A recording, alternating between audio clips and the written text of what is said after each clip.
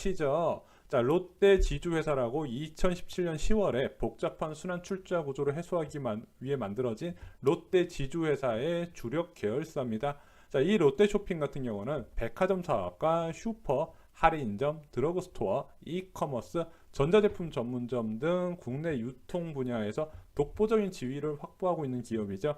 자, 이 롯데 쇼핑 같은 경우는 2010년과 2012년에 연이은 대규모 인수합병 성공을 하면서 몸집을 더 키우게 됩니다. 자, 2010년에는 GS 백화점과 마트를 인수하는데 당시 백화점 3개와 대형마트 14개를 인수하면서 몸집을 키우게 됩니다. 또한 2012년에는 전자제품 유통의 독보적인 1위 업체인 하이마트를 인수에 성공하면서 주력 사업으로 키워나가게 됩니다. 자, 그래서 2011년에 롯데 쇼핑의 전성기가 펼쳐지는데요. 자, 이 당시 롯데 쇼핑은 22조 매출액에 영업이익 1조 6천억을 이제 기록하는 유통 공룡이 되게 됩니다. 자, 하이마트와 롯데마트 매출도 완만하게 상승하는 추이였죠. 당시에 롯데 쇼핑 주가는 무려 48만 원으로 황제주에 등극하게 됩니다. 그런 롯데 쇼핑에 닥친 첫 번째 위기가 있습니다. 바로 중국 진출의 실패였죠. 자, 롯데 쇼핑은 중국 시장의 가능성을 보고 2008년 6월에 네덜란드계 마크로를 인수하면서 중국 진출을 시작을 합니다. 그리고 그 다음에 무려 68개점을 인수하면서 사업을 본격적으로 확장을 했고요. 2012년에 100호점 개장, 그리고 2017년 7월까지 120개 매장을 운영하면서 중국 유통시장에 본격적으로 사업을 확장해 나갔는데, 자, 그런데 이게 진출하고 나서 계속 적자였어요. 자, 롯데그룹의 중국 홍콩 계열사의 적자 규모를 보면 롯데 쇼핑 보면은 2011년에 754억 원, 그리고 그게 계속 늘어나다가 2014년에 5,500억 원까지 늘어나게 됩니다. 자, 이게 단순하게 투잡이라고 보기에는 너무 적자 규모가 큰 거 아니냐. 자, 그래서 롯데 쇼핑이 중국에서 고전한 이유, 이제서야 많이 알려진 부분이 있습니다. 바로 중국의 온라인 상거래 시장 규모가 급속도로 확대됐던 건데요. 자, 2010년 대비 2015년 알리바바의 매출 보면은 12배가 넘게 폭등을 합니다. 알리바바뿐만 아니라 많은 온라인 기업들의 이제 성장으로 온라인 상거래 매출이 크게 늘어나는 상황에서, 자, 중국에서 새롭게 떠오르는 유통 모델이 있었습니다. 자, 알리바바, 텐센트, 징둥닷컴 등 중국 IT 기업과 현지 백화점, 슈퍼마켓, 할인점과의 전략적 제휴인 온라인 오프라인 연계 서비스가 새롭게 유통 모델로 떠오른 거죠. 그런데 롯데 같은 경우는 한국에서 성공했던 2000년대 모델을 고집하면서 오프라인으로 승부를 걸었다가 이제 아무래도 시장 변화에 적응하지 못하면서 소비자의 외면을 받았다, 이렇게 보시면 될 것 같습니다. 그리고 중국 사업의 종말을 가져온 그것, 바로 중국의 사드 보복이죠. 자, 롯데그룹이 보유한 성주 골프장이 사드 미사일 기지로 제공이 됐습니다. 자, 군부대에서 갖고 있었던 국유지를, 이제 남양주에 위치한 국유지를 성주 골프장과 교환을 했던 거죠. 이거에 관련된 정치적인 부분, 그리고 롯데가 제공을 할 수밖에 없었던 여건이었던 거는 다 아실 부분인데, 자, 문제는 이런 식으로 사드 미사일 기지 제공하면서 롯데 기업이 중국 정부의 미운털이 박혀서 직접적인 규제로 거의 영업을 할 수 없는 수준까지 이뤄지게 됩니다. 결국에는 엄청난 손실을 남기고 철수를 결정하게 되는데, 자, 2018년 5월에 중국에 남아있는 70개 점포 중에서 50개를 매각하고 20개가량을 폐점하면서 사실상 철수가 결정이 됩니다. 자, 중국 마트 사업에서는 1조 2천억 원 사드 보복 손실이 난 걸로 기록되고 있고요. 선양의 롯데타운 프로젝트는 1조 5천억 원 손실, 면세점 사업은 5천억 원 손실로 기록되며, 자, 롯데에 씻을 수 없는 상처를 기록하게 됩니다. 자, 그런데 사드 보복 이전에도 워낙 중국 시장에서의 성과가 좋지 않았던 부분이라서 어떤 식으로든 아마 철수는 했을 건데, 이 정도로 단기간에 큰 손실을 남기면서 철수는 하지 않았을 거라 보는 부분이죠.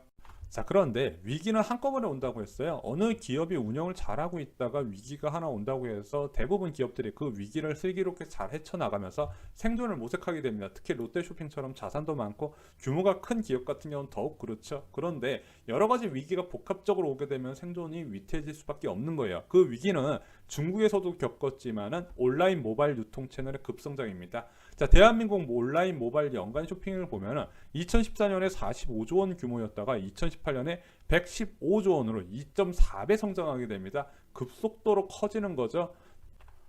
그럼 온라인 시장이 확대되면은 기존 유통 채널도 온라인 사업을 확대시키면서 대응하면 되는 거 아니냐. 근데 이게 생각처럼 간단하지는 않습니다. 왜 그러냐? 기존의 사업 방식은요, 고객이 직접 매장을 방문해서 상품 선택하고 결제하고 포장해서 가져갔어요. 간혹 배달을 요청하는 사람도 있었죠. 자, 그런데 현재는 어떻게 바뀌었냐? 자, 고객이 모바일이나 이제 PC로 주문을 하게 되면은 자, 고객이 원하는 상품 쫙 가져와다가 포장해 가지고 그것을 집까지 배송해 주는 시스템이 필요하더라. 결국에는 물류 배송 시스템 CS 비용이 크게 늘어날 뿐더러 자, 고객 평균 매출액이 크게 감소한다는 겁니다. 자, 매장에 와서 커다란 카트에다가 이것저것 담다 보면은 솔직히 내가 살려고 계획 안 했던 것도 많이 담으면서 기본적으로 10만 원, 좀 썼다 하면 15만 원, 미쳤다 20만 원까지 지출이 많이 일어나는데 온라인 매출 같은 경우는 훨씬 더 작게 잡힌다. 아무래도 단가가 줄어든다는 거죠. 고객당 매출 단가가 줄어들더라.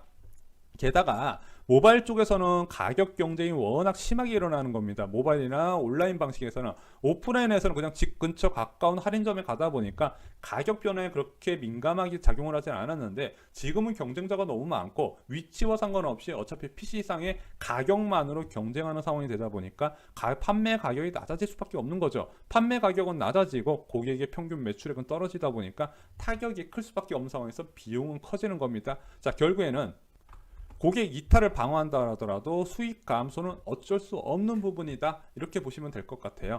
자, 그러다 보니까 2019년 2분기 롯데쇼핑 주력 사업부 실적을 보면요. 일단은 2018년 대비 2분기 실적 보면 전반적으로 감소세인데 오히려 할인점은 늘어났어요. 백화점도 줄고 전자제품 전문점도 감소하고 슈퍼도 감소했는데 할인점은 늘었네. 야, 네가 말한 거 틀리네. 오히려 더 잘 나가네. 그런데 영업이익 내용을 보면은요. 할인점 같은 경우는 전자제품 전문점과 슈퍼와 더불어 마이너스 30% 영업이익이 감소하게 됩니다. 말씀드렸잖아요. 기존 고객을 이제 유지하더라도 가격 경쟁에 시스템 투자가 들어가기 때문에 그만큼 이익은 감소될 수밖에 없을 것이다. 그런데 의외로 백화점이 무려 30%나 성장을 했어요.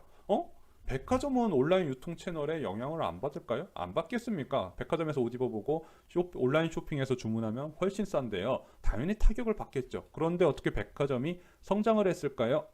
그러면은 롯데 백화점에서 판매하는 무엇인가가 온라인 유통 채널에 큰 영향을 받지 않고 매출 상승을 이뤘다는 건데 그것이 무엇일까요? 이제 여러분도 잘 아실 겁니다. 해외 패션 품목입니다. 이 해외 패션이 뭘까요? 명품이죠. 자, 롯데 쇼핑뿐만 아니라 주요 백화점의 해외 매출 증가율이 크게 늘어나고 있습니다. 2017년에 5.4%, 2018년에 10.5%인데 2019년 상반기에 무려 17% 급등을 하면서 백화점을 롯데 쇼핑을 먹여 살리고 있더라. 그런데 단순하게 명품 매출 하나만 보기에는 리스크가 너무 크고 롯데쇼핑 전체적인 매출 하락이 너무 크게 나타났다는 부분이죠. 게다가 지금 롯데쇼핑의 위기는 이게 끝이 아니었습니다. 하필 7월부터 일본 제품 불매운동까지 퍼졌는데요. 자, 일본 제품 불매운동 품목 상당수가 롯데와 관련 있는 기업이었던 겁니다. 자, 그리고 롯데쇼핑 이미지도 굉장히 안 좋아지면서 매출 하락 그리고 3분기 실적이 암울하다는 전망이 나오고 있는 겁니다. 그러다 보니까 50만원에서 12만원대까지 추락한 비운의 롯데쇼핑이죠. 최근에 주가가 많이 상승했음에도 불구하고 주가는 크게 회복하지 못하는 상황입니다. 자, 그러다 보니까 롯데쇼핑도 생존을 위한 자금을 마련하자. 자, 중국 사업 철수로 인한 손실 부분 만회와 그리고 새로운 사업 온라인 부분 사업 투자를 위한 실탄을 마련하자. 그 생존을 위한 자금을 마련하는 수단이 하나가 바로 이 롯데리츠입니다. 총 자산 규모 1조 5천억 원의 연배당 수익률 6% 수준으로 계획이 되어 있습니다. 자, 투자 대상은요. 롯데백화점 4곳, 롯데아울렛 2곳, 롯데마트 4곳, 총 10곳을 기초자산으로 여기서 나오는 롯데쇼핑에 임대를 주고 롯데쇼핑이 지급하는 임대료를 받아서 배당하는 상품이겠죠. 자, 이 롯데리츠 같은 경우는 평균 경쟁률 63대 1 내 사상 최고, 리츠 사상 최대의 공모 실적을 마감을 했습니다. 자, 이 장기 계약을 얼마나 체결하냐? 9년에서 11년으로 알려져 있어요. 그리고 롯데쇼핑에서 지분의 50%를 소유한다고 합니다. 자, 이 리츠의 매출액 기준을 이제 구성을 보면요. 백화점이 72%고요. 자, 이 네 군데의 백화점이 72%고요. 할인점이 23%, 아울렛이 4% 정도입니다. 상당 부분 이 백화점에서 강남점의 미중이 크겠구나 이렇게 보실 수 있는 부분이죠. 자, 이런 초저금리 시기에는 배당을 많이 해주는 고배당 주식이 인기가 많은데요. 자, 최근에 이제 기준금리가 1.25%까지 낮아지고 예금금리가 끝도 없이 낮아지고 있다 보니까 롯데리츠는 당연히 이제 장 초반에 급등을 하면서 성공한 모습을 보여주고 있습니다. 지금 공모가 대비 거의 20% 이상 급등한 상황인데요. 자, 롯데리츠뿐만 아니라 신한 알파리츠 같이 다양한 리츠 상품이 계속해서 매매 가격이 올라가고 있는 상황입니다. 그러면요, 롯데 리츠에 대한 우려가 없냐? 자, 이거 무조건 1년에 6% 배당 이자 주니까 지금이라도 사서 들어가야 되는 거 아니냐? 왜냐? 이거 사놓고 4에서 5% 이자만 받아도 지금 같은 저금리 시대에 왔다 아니냐? 자, 그러면은 이 롯데 리츠에 대한 우려도 한번 좀 정리를 드려볼게요. 일단은 가장 큰 우려는 뭐냐? 계약 기간 만료 시에 기초자산 가치에 대한 불신인 겁니다. 자, 롯데 쇼핑에서 9년에서 11년 정도 임대 계약을 체결해 가지고 임대를 꼬박꼬박 받아서 배당 받는 건 좋은데, 자, 그 이후에 만약에 영업 실적이 안 좋은 지점에 대해서 계약을 체결 안 해주면, 물론 그 전에 팔고 나가면 상관없겠지만 그래도 중장기적인 투자자 입장에서는 불안하거든요. 게다가 롯데 쇼핑 실적에 따라서 아무래도 롯데 리츠 같은 경우는 가치 변화가 예상될 수밖에 없는 부분입니다. 만약에 롯데 쇼핑에서 계속해서 지점을 줄여나가는 추세다, 그러면은 롯데 리츠 역시 아무래도 심리적인 영향을 받아서 가격 하락을 예상할 수 있는 부분이다. 마지막으로 금리 변화에 따른 가치 변화도 고려해야 된다. 언제까지 저금리가 유지될 수 없다고 말씀드렸어요. 언젠가는 정상금리로 가게 되면은 시중금리에 따라서 기대 수익률도 당연히 리츠의 기대 수익률도 올라가야 되는데 그걸 과연 따라줄까? 그런데 이 세 가지 중에서는 첫 번째가 좀 가장 문제가 있다고 생각하고 있습니다. 한 번 더 좀 더 깊게 살펴보겠습니다. 롯데 쇼핑의 사업 부문 보면 백화점이 점포수가 30개, 롯데마트가 123개입니다. 자, 지금 실적을 보면은 롯데마트의 영업이익이 계속 줄어들고 있고요.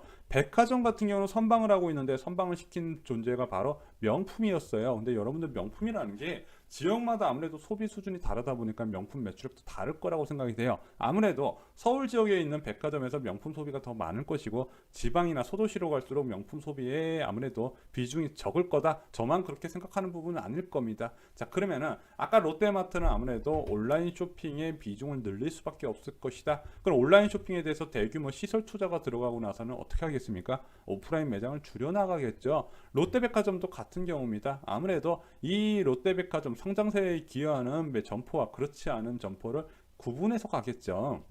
근데 지금 인구 구조를 보면 아마 내년이나 내후년부터는 본격적인 인구 감소가 진행될 거고, 지금 수도권 인구 감일, 계속해서 수도권 쪽에 인구가 몰려 있는 상황이에요. 그럼 곧 지방 쪽에 상권 붕괴가 본격적으로 일어날 건데, 제가 볼 때는요, 이 리츠가 좀 안 좋게 보는 제 개인 생각일 수 있겠지만 향후 필요 없는 점포를 개인에게 지금 비싸게 넘기는 방식으로 생각이 됩니다. 10년 뒤에는 분명히 지금과 전혀 다른 유통시장이 펼쳐질 텐데 10년 전, 15년 전에 갖고 있던 점포수를 현재 가치를 받을 수 있는 방법이 바로 이 리츠라고 생각이 되는 거죠. 물론 지금 산 고객이 이것을 10년 넘게 갖고 있지는 않을 거라고 하는 생각에서 말씀드리겠지만, 일단은 이 리츠는요, 롯데 쇼핑 입장에서는 이 부동산 자산을 가장 비싼 가격에 처분할 수 있는 방법이 아닐까, 이렇게 좀 안 좋은 시선으로 생각이 됩니다.